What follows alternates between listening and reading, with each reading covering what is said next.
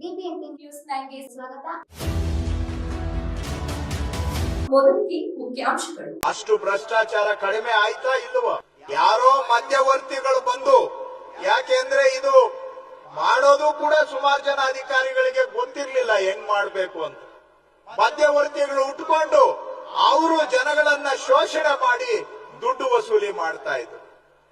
ಇವತ್ತು ಅಂತಹದ್ದು 3,000 ಕುಟುಂಬಗಳದ್ದು ಮಾಡಿಕೊಟ್ಟಿದೀವಿ ಅಂತ ಹೇಳಿದ್ರೆ ರೈತರಿಗೆ ಎಷ್ಟು ದುಡ್ಡು ಉಳಿತಾಯ ಆಯ್ತು ಅನ್ನೋದನ್ನ ನೀವೇ ಲೆಕ್ಕ ಹಾಕೊಳ್ಳಿ. ಅಷ್ಟು ಭ್ರಷ್ಟಾಚಾರ ಕಡಿಮೆ ಆಯ್ತಾ ಇಲ್ವಾ?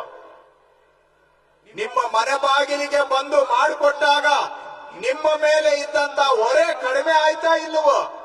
ಪೂರ್ತಿ ದಾಖಲೆ ಸಿಕ್ಕಿದ್ರೆ ನೆಮ್ಮದಿಯಾಗಿ ಬದುಕಬಹುದಾ ಇಲ್ವಾ ಅನ್ನೋದನ್ನ ನೀವೇ ವಿಚಾರ ಮಾಡಿ.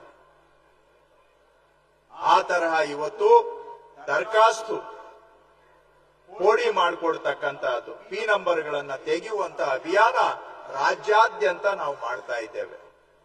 ಇಡೀ ರಾಜ್ಯದಲ್ಲಿ ಹಿಂದಿನ ಸರ್ಕಾರದ 5 ವರ್ಷದಲ್ಲಿ 8,500 ಕೋಟಿ ದುರಸ್ತಾಗಿತ್ತು 2018ರಿಂದ 23ಕ್ಕೆ.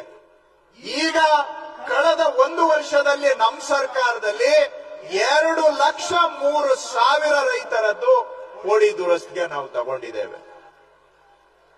ಈ ವರ್ಷ ನಮ್ದು ಇನ್ನೂ 1 ಲಕ್ಷ ಆಗುತ್ತೆ. ಒಟ್ಟು 3-3.5 ಲಕ್ಷ ರೈತರಿಗೆ ಕೋಡಿ ದುರಸ್ತನ್ನ ಈ ವರ್ಷದ ಕೊನೆ ಒಳಗಡೆ ಮಾಡಿಕೊಡ್ಬೇಕು ಅಂತ ನಾವು ತೀರ್ಮಾನವನ್ನ ಮಾಡಿದ್ದೇವೆ. ಇದು ಯಾರ ಅರ್ಜಿಗೂ ಕಾಯದೆ, ಯಾರು ನಮ್ಮ ಕಚೇರಿಗೆ ಅಲಸದೆ, ಕಂದಾಯ ಇಲಾಖೆ, ರೆವಿನ್ಯೂ ಸರ್ವೆ ಡಿಪಾರ್ಟ್ಮೆಂಟ್ ಅಧಿಕಾರಿಗಳು ರೈತರ ಮನೆ ಬಾಗಿಲಿಗೆ ಹೋಗಿ ಮಾಡ್ತಾ ಇರತಕ್ಕಂತಹ ಕೆಲಸ. ಅದು ದುರಸ್ತು ಬಗ್ಗೆ. ಇವತ್ತು ನಾವು